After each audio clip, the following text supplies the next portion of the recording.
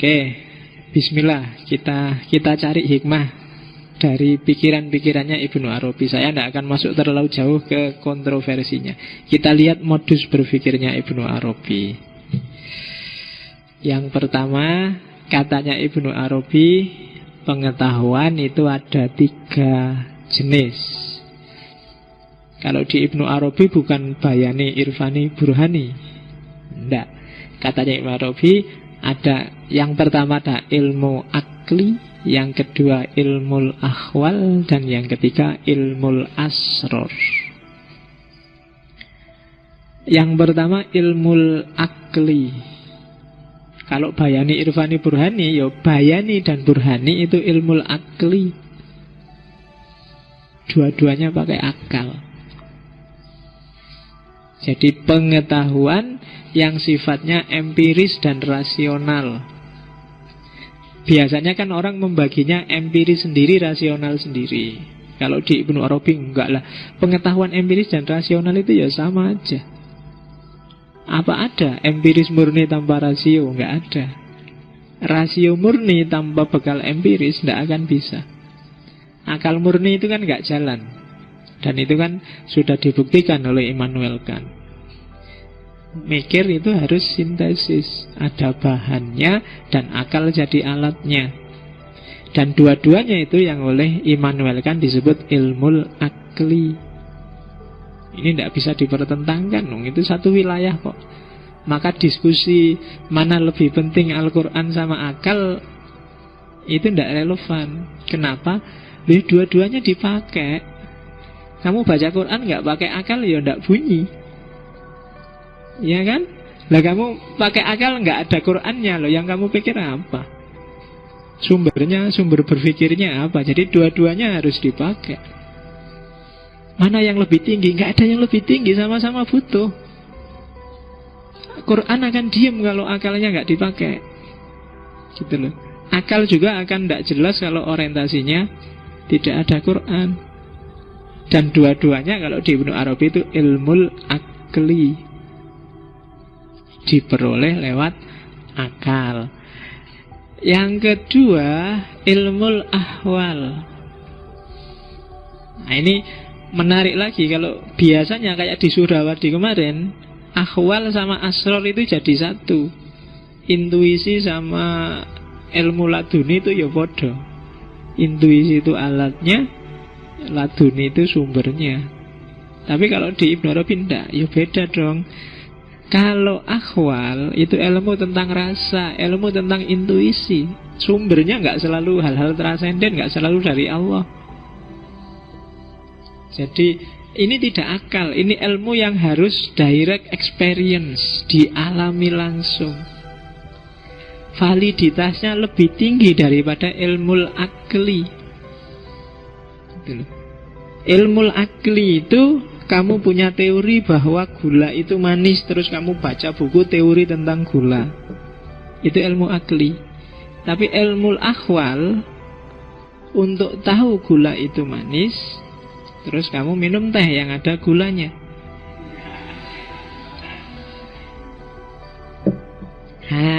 Rasanya manis ya. Nah, ini ilmu akhwal. Aku ngerti dewe wong tak minum sendiri. Itu ilmu akhwal. Sifatnya intuitif.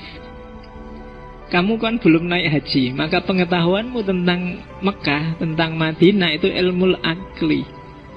Tapi mereka yang sudah nyampe sana itu ilmu akhwal. Sudah ngalami sendiri, sudah mengalami penyaksian batin, sudah merasakan. Validitasnya di atas ilmu akli. Apa sih cinta itu? Terus kamu baca buku tentang cinta, nyari puisi-puisi tentang cinta. Itu ilmu akli.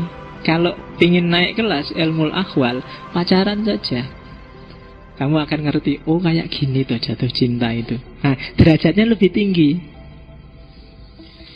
Kalau ilmu akli kamu bisa nulis puluhan buku tentang cinta, tentang macam-macam yang ada hubungannya dengan kasih sayang. Tapi mereka yang ngalami langsung itu lebih direct experience. Validitasnya lebih tinggi.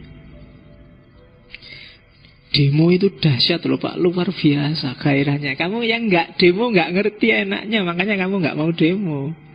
Mereka yang demo yang ngerti. Ya meskipun kamu kok di mana sih Pak enaknya demo, wong dikejar-kejar, dilempari dianu. Ya tanya mereka yang ngalami. Kayak gimana sih rasanya demo itu, dan penjelasan mereka lebih valid. Mereka ngalami langsung. Coba kamu tanya besok wawancara, apa enaknya demo? Kan itu. Kalau bagi kamu yang nggak demo kan, tiwas capek, golek susah. Mesti gitu. Mungkin mereka punya argumentasi sendiri yang beda dengan kalian.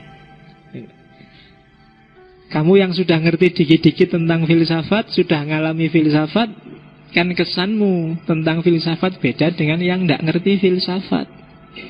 Nah, ya tidak ngerti filsafat, filsafat kurang kerjaan, kurang gawean, mikir gampang-gampang dibikin susah, kan gitu kesannya orang.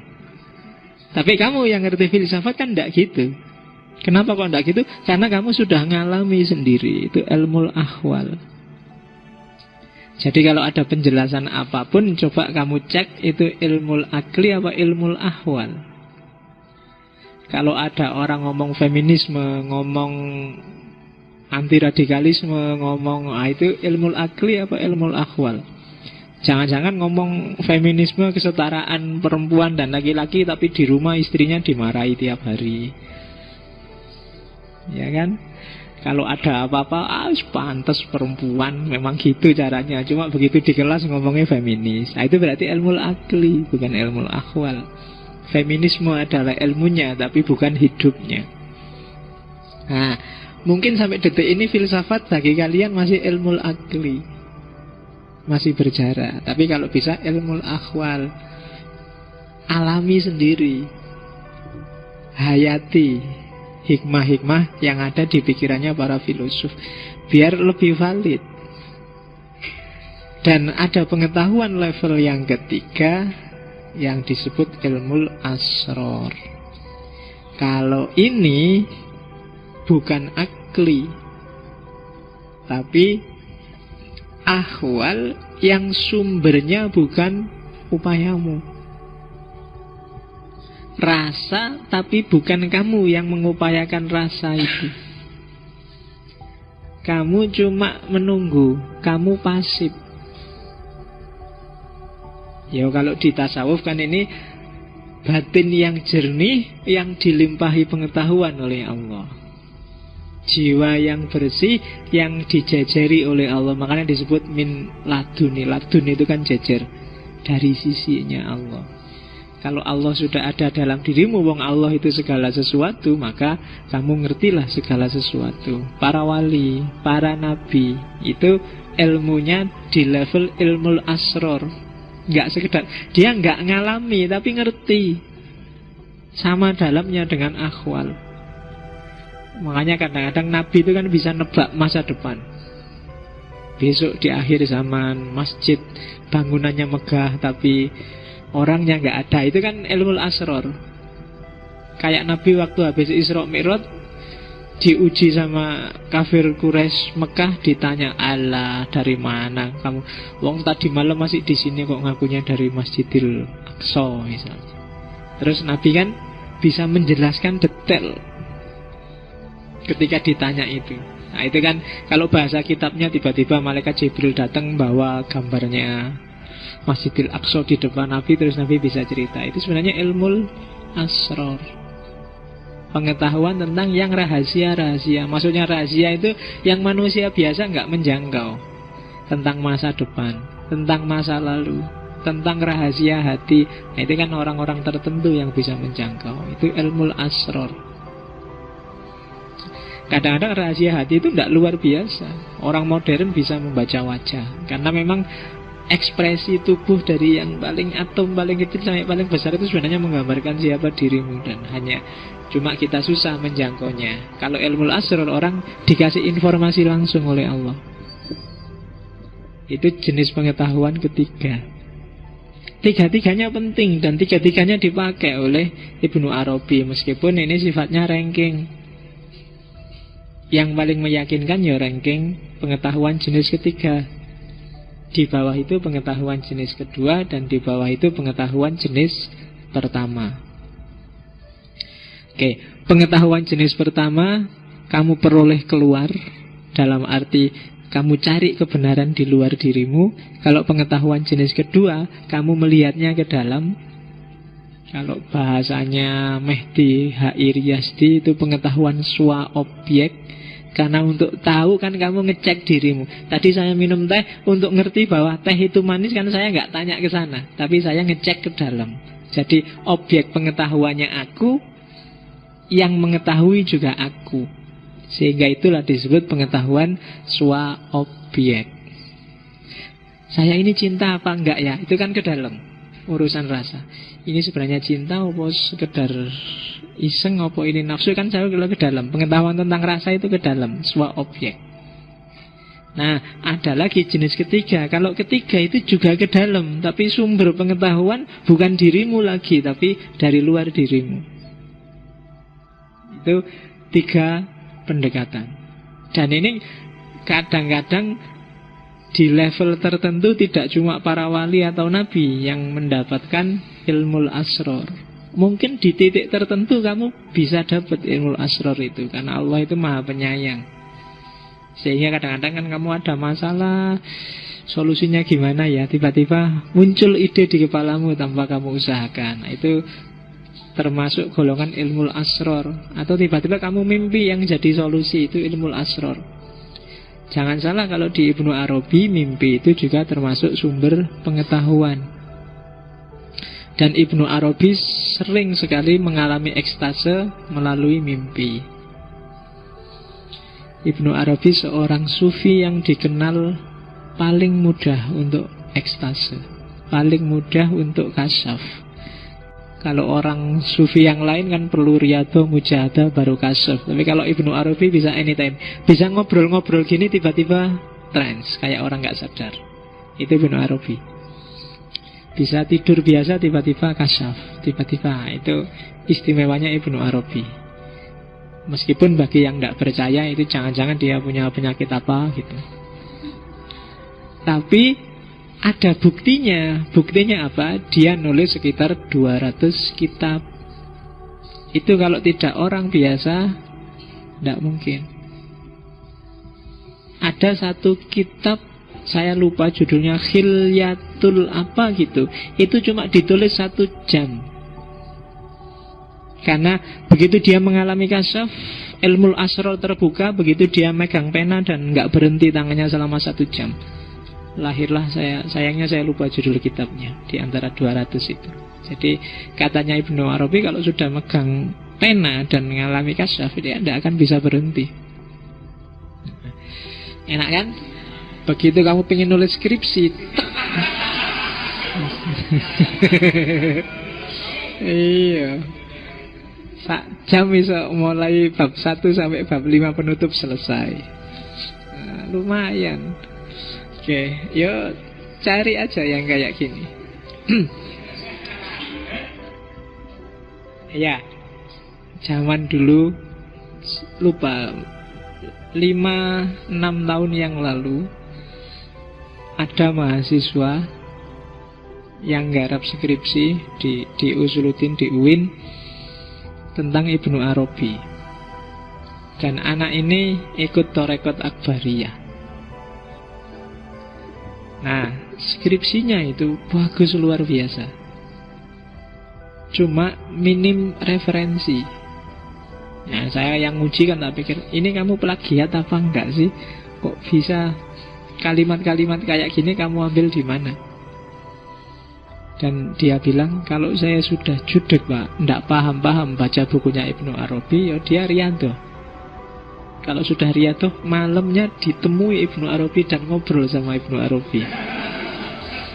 Ya. Oh itu kan bingung kan, lah iki piye ngujine secara ilmiah. Tapi tidak pakai referensi. Dan dia nggak plagiat. Ya berarti paling tidak kan tak anggap ya wis Ibnu Arabinya nanti, yang penting itu pikiranmu sendiri nggak jiplak dan bagus. Gitu. Oh itu kan alternatif. Kalau kamu sudah judek wis riyadhah wae. Siapa ngerti dapat ilham apa dapat apa lah gitu. Lumayan. Dan benar itu, jadi saya lupa tahun berapa itu ya.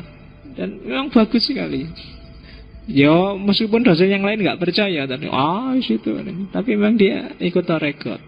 Dan setiap kali dia buntu, tidak paham-paham, dia melakukan amalan tertentu, riadah tertentu, dan malamnya bisa ngobrol sama Ibnu Arabi. Oke. Ya kalau diceritain enak, cuma begitu kamu ngerti riadahnya gimana, mungkin kamu besok-besok saja Pak, mesti gitu.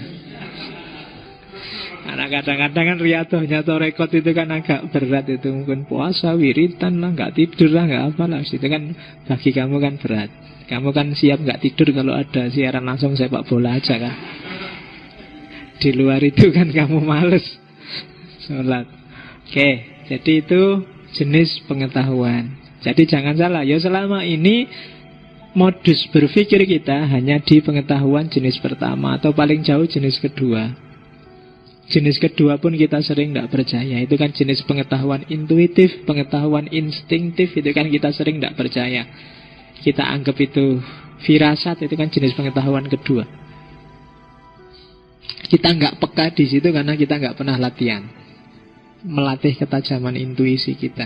Dan kenapa kamu nggak percaya? Karena memang kamu nggak melatih itu, sehingga intuisimu nggak bisa dipercaya. Orang yang intuisinya tajam itu bisa loh membaca mungkin hal-hal yang ini besok mesti kayak gini, ini besok mesti itu bisa. Itu intuisi. Cuma modus berpikir kita selama ini hanya ilmu akli, sejak SD sampai kuliah. Dan di luar itu kan nggak diakuin cara berpikir ilmu akli yang oleh Barat sudah dikritik habis-habisan karena polanya agak positivistik. Oke, itu modus pengetahuan.